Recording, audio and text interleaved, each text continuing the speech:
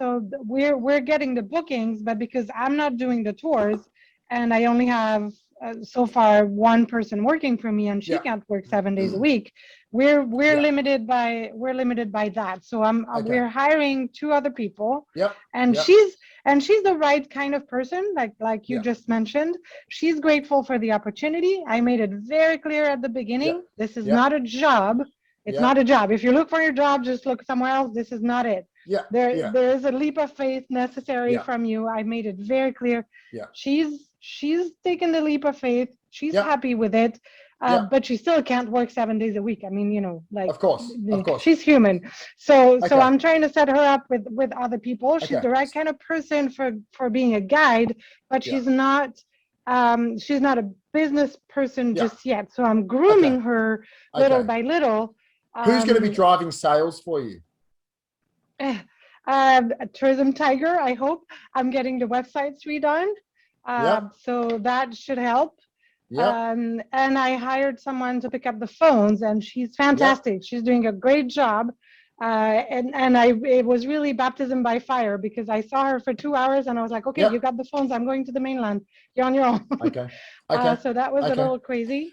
But and you've used some of those training processes that you've got in the program there, like the templates and things like that, and the training agreements?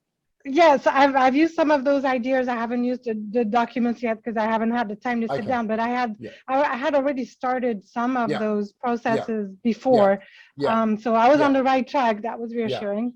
But right now I have these 2. I have 2 other people who are interested in being guides, but they also have skills that would make them complementary to the other people I have. And that's the thing. Like I can compensate my guides because I'm getting paid. I charge for a tour, so I can pay the guide. That's a variable cost, right? What I have a hard time with is all the back office work. That is not a variable cost. It is just like it's a cost like straight out the window that doesn't necessarily have a return, a direct return on investment. And because volume is still pretty low, I can't afford to pay someone $20 an hour to work in the office that I don't have. Exactly. So what you're going to need is someone driving sales. Profit sharing. And profit sharing, just to begin with, I wouldn't. What you want to do is incentivize. So you're wanting to incentivize by giving someone skin in the game. Okay. So I don't think right now, considering the uncertain nature of this, the way I would, it works better for you, and it probably works in someone else's favor who's working in your business. Profit share is something maybe for like a suck it and see, like 6 months down the line. Okay. A slowly, gently approach would be better, because from their perspective, who knows what is happening in this world right now? If someone, like 10% of nothing is still nothing. So if business doesn't go great for you, does someone want to be busting their chops in your business? I'm just going to make sure I'm letting everyone in here. I did this last week and there was people sitting in the room waiting to get in, and I just completely forgot to see them. So just bear with me for 1 second. Is anyone in the waiting room? No, looks like we're all good. Okay, so I've stopped sharing for a second.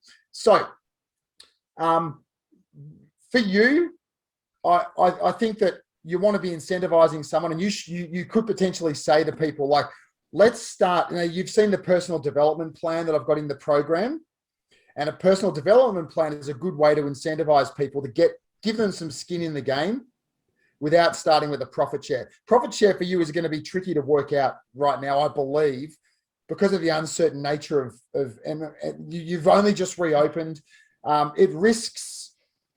They sometimes take a little bit of time to work out, like, because it's like it's hard to get the balance right, and you might realize that people are doing an incredible job for you. You're like, holy crap, I cannot believe what someone has just made in this, wow, I need to. So a slowly approach would be to you say to them, look, I'm looking after you. I'm going to be responsible about this because we just don't know how business is going to go over the next 6 months. We believe that the conditions are right for us to go forward really quickly.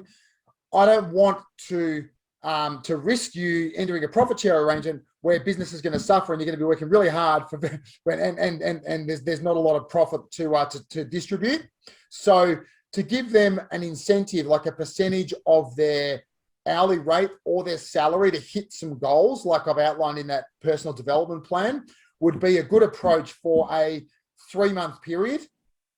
And then to give them a clear date to reassess that. So let's sit down in 3 months and we'll review your personal development plan. So there'll be some company-wide objectives in that personal development plan, like financial targets, like a stretch goal, a realistic target, and then a minimum acceptable, a bunch of other goals. You could use some of the ones that I've got in the personal development plan, which I think is in week 1 in the program, or it might be in week 3. Just have to, so to say, look, what I want to do is at a point in the future, let's call it 3 months, or let's call it 6 months, whatever you think is realistic for you.